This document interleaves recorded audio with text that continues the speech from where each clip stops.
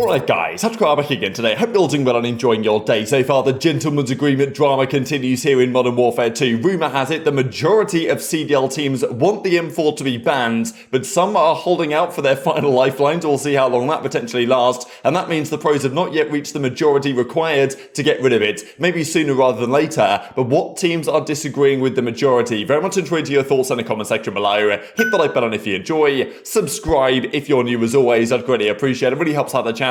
Thanks very much indeed for doing that. I thought I'd mention this because, yeah, Doug's Life is a movie. There is no doubt. Firstly, I know some of you guys were asking about this last night and a couple of days ago. When are the tickets going to be on sale for Raleigh? Major ones coming to Raleigh, the CDL say last night. Pro-Am format, group play, double elim, Raleigh Convention Centre, December 15th through to the 18th. Tickets now officially on sale. I don't think I'll be going to this one because it's a bit complicated for me with timing and stuff, but I should be able to, hopefully, I'll go to like at least one next season. Maybe at Boston, maybe at New York, not really sure yet. But I'm going to try and get out to one or two this year. But yeah, tickets for the first one are now on sale. This is going to be a big one because it's not just the COD stuff, but obviously there's the amateur stuff going on as well with the Pro-Am. There's the Call of Duty Mobile tourney, which is super exciting as well. So, I mean, yeah, there we go. Tickets are now officially on sale. Thought I'd make that known to you guys if you're interested in potentially going. As I said, it's going to be a big event. Now, firstly, just a couple of funny things here. Shotzzy being an absolute menace. I think we saw a couple of these clips. Dealing with this guy in the water is not going to be an easy thing to achieve this season. Look at him swimming around here with a gun attached to him. And even this was pretty funny. I thought it was interesting actually because he basically compares a Shotzzy movement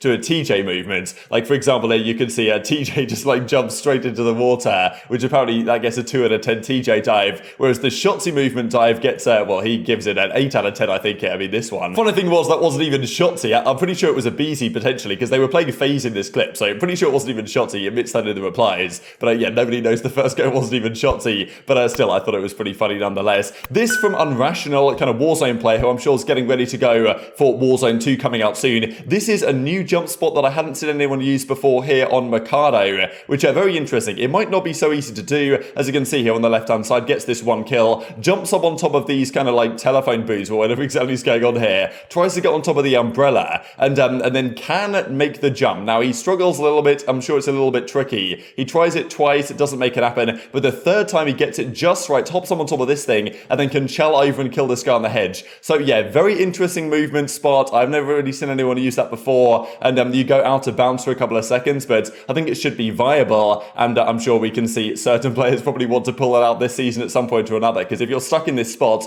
this could be a very nice way to get out of there. Let's talk about how some of the teams are getting on there, especially then with the GA discussion that is ongoing, as Arsteez tweets out here, Controlled Chaos and Ego Chels, as we see some Vaznevs about, but we see mainly the M4s that Arsteez, of course, is using right now. Certain teams probably feel that their AR line is stronger than their SMG line. Other teams feel like it's the other way around, and the M4 right now is the dominant weapon. At the start of the game, the SCAR was used. Didn't take too long for the pros to realize, yeah, you know what, probably the M4 is the way to go here, and this is an example of exactly why. They've GA'd a few things on the weapon so far, got rid of some of the attachments such that you can't use the fast M4 that pros were starting to use. That was kind of like, basically, you wouldn't use 3 SMGs or even 2 SMGs. You would use probably 3 or 4 ARs, and your SMG players would use the fast M4, which made it so viable. I talked about this several years ago as well, the fact that because of all these attachments nowadays, it means that you get less weapon variety because everyone can make their M4 exactly how they want it to be, and therefore the best gun in the game is always the gun that gets used. Back in the day with only 2 or 3 attachments, you couldn't do that right. The weapon was basically the weapon as it was, and you had to choose the gun, first of all, that fit your playstyle, rather than choosing the best gun and then making it fit your playstyle with 160 attachments. The solution, as EasyMac has suggested, is to ensure that when you use an M4, you only use a set amount of attachments and you only use a set kind of a type of attachments and have a blueprint basically for the weapon. That's one potential workaround. Whether the pros do it, I don't know. Maybe they prefer just to get the M4 banned, which is what many have been pushing for. Slasher especially, we saw that scrim they played against Boston. They lost 6-1. Slasher was like, why is the M4 still used? I want it gone.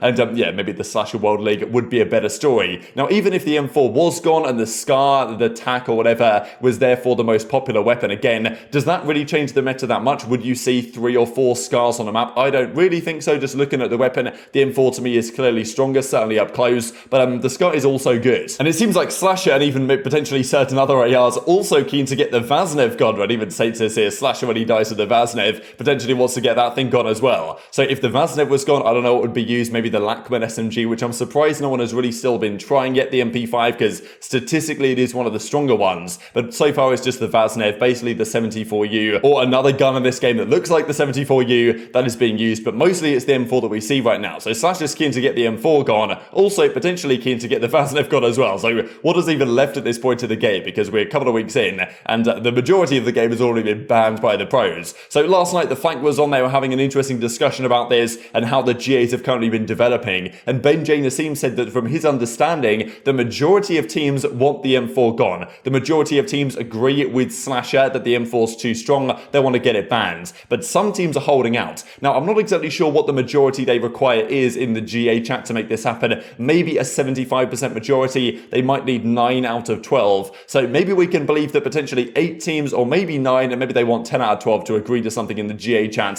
for them to actually go ahead and do it, for that majority to be kind of passable. Let's just say they don't just go for like an overall majority. They want a significant majority, right, to make something like this pass. And, just knowing how this has usually gone in the past, at some point, 1 or 2 teams might change their minds and then it gets banned. It hasn't happened yet, but it might happen soon. Probably 8 teams, potentially 9 want it gone, and there's only a couple of teams still holding out that they want the M4 remaining. Who could they potentially be? Do you guys think it should be G8 or not?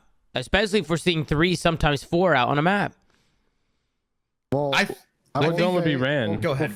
Before we start in this, because I've talked about this on stream, like I did some digging around last week, and as far as I know and what I've been told, and obviously this could have changed in the last couple of days, a majority of pro teams want to get rid of the M4. Like it's a plurality, more than 6. Okay. But there's obviously some holdouts, and you all know how the politics go around that. Eventually, that number will. Wait, Ben, who's the people against it? Call them out. I actually don't know. I've asked, and no one's told me the names, but I think you could take a guess on which teams. And it's not a small enough number where people are just like, screw them, let's blacklist them. It's actually probably 3 or 4. But once it gets down to 1 or 2 teams, yeah, it's probably gone because those teams will get blacklisted, and that'll be that. We've never, no 1 or 2 teams have ever successfully held out like a GA like that. Yeah. I'm not the really. Problem is. Go ahead, Pat. Go ahead. No, go ahead. I was just gonna say, I feel like with the M4, we see so many of them out. It's a do-it-all gun. I agree with Chris. It's very hard for subs to cross certain lines of sight, especially without a smoke. You have to really. That's why it's important, Chris. Like you got to get to hills early, especially with a sub, because you can get pushed up into like close quarters or like close scenarios and kind of put yourself in a good situation. But I feel like M4s are taking over right now, bro. People are gonna do it with scars. People will do it with any ARs. Wait, I got a question. It's the maps. It's the maps. Oh yeah, but at least with a scar, Chris, like up close, you won't be able to get as mixy with it. It doesn't shoot as fast. It doesn't aim in as fast. No, actually, Tom, it has better handling. Like the class that pros use has better handling. Okay.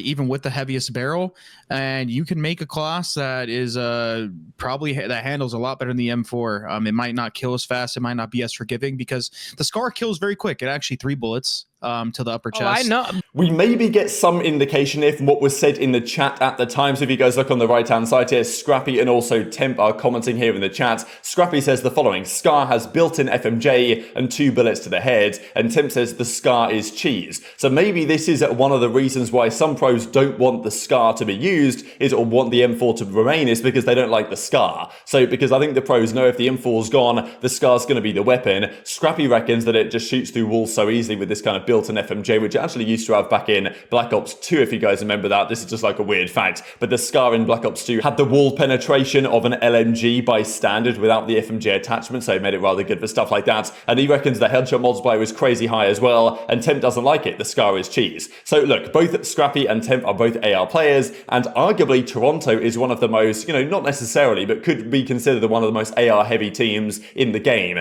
Like some teams are built around their SMG duo. That's worked very well the last few years, but the SMGs on a team like FaZe have generally been the more dominant force. Of course, Simp and Abizi. Look, Slasher and Selim are no slouches for an AR combo, but Simp and Abizi, theoretically that team is maybe more SMG focused in their lineup, and other teams are more AR focused. You can look at a team like Toronto, Scrappy and Inside as your AR duo. That's pretty deadly. Standy and Clinics is good, but maybe it's not quite up to the standard of some of the other SMG duos. So it's interesting, right? Teams that probably have a more AR focused lineup might well prefer to to keep the ARs around and keep the M4 around, and that might be, you know, maybe Toronto or one of these teams. Scrappy is certainly implying that he doesn't want to use the Scar and therefore probably wants to keep the M4. Temp is potentially saying the same thing here. He doesn't like the Scar either. And maybe you can make that argument with Vegas as well, that Temp and Clayster as your AR duo is, is a stronger AR duo than the SMG duo is of TJ and Prolute. So potentially Toronto and maybe Vegas are two of the teams that want for now the M4 to stay. And even they were talking to Accuracy, right? Because Slasher's been pushing pretty hard for this, and you wonder whether, you know, Slasher and Accuracy, the kind of theoretical GA commissioners, whether they've been colluding or collaborating on this at all. And Accuracy says, I don't even use it. So Slasher wants it gone. Accuracy seemingly wants it gone as well with the Seattle Surge. So FaZe, Seattle wants it gone. We don't know how many of the other teams want it gone, but as I say, teams that are focused around their SMGs, potentially, you know, Optic Texas, right? We don't really know, but I would imagine the way they're thinking right now might be, depends on what I guess Dashy thinks in terms of like what he prefers from an AR perspective, and Illy as well. And maybe Scump using a third AR is actually beneficial for the Optic guys. So kind of tough to say what's going on, but Slasher was pretty clear the other day. Why is this M4 still getting used? Gun needs to get GA'd ASAP. And according to Ben, maybe 8 or even 9 teams are on board with this GA, and only a couple are still holding out that they want it to remain.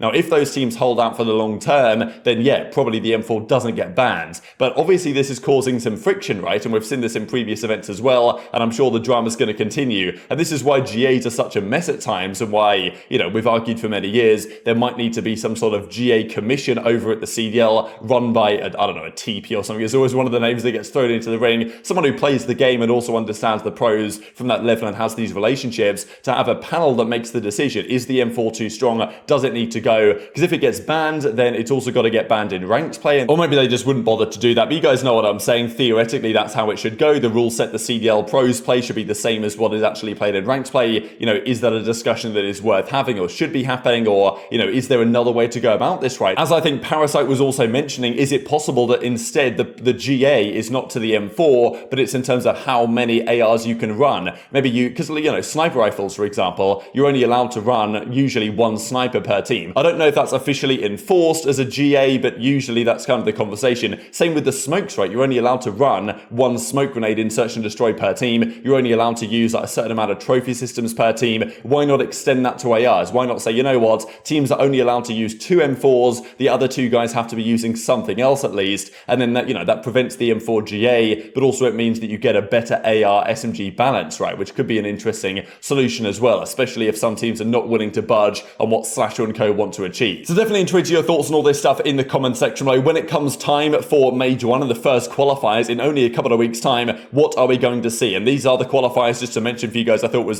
pretty interesting and pretty good timing to talk about it, because December the 2nd is the first set of matches. Boston versus FaZe is first up. So yeah, these are the first week of games. There's 4 per day, Friday, Saturday, Sunday, because they've got to pack a lot into that schedule, because Major 1 is coming up after only 2 weeks of qualifiers. So they're playing 4 qualifiers each per team, and this is the best way to fit it in. Makes a lot of sense. Just to say this as well, because we saw the other day the youngest average team, I think age was Toronto Ultra, and this is players per age in the CDL. They're kind of showing where the normal distribution ekes out, and it's not really a normal distribution, to be honest. There's no 18-year-olds, there's 1 19-year-old, maybe Scrappy, I don't know how old Scrappy is, possibly 19. 8 players are 20, 10 are 21, 10 are 22, and then after 22 it goes downhill pretty quickly, 23, 24, 25, and then there's 1 player each that's 26, 27, 28, no 29-year-olds, and then 1 30-year-old, of course, in Clayster. So the 28, I believe, is Slasher, the 27, I believe, is Scump, the 26, I don't know, is it Attach even? I don't know, Attach still looks 18, but maybe he's 26 now, I'm not really sure. And just to finish out with this from Crone as well, LA Thieves have been nominated for the Best Esports Team of the Year at the Game Awards, so pretty cool stuff that they got involved in this. But very much enjoyed to your thoughts on all this stuff in the comment section below. Hit the like button if you enjoyed, subscribe if you're new, take care, and I'll see you next time.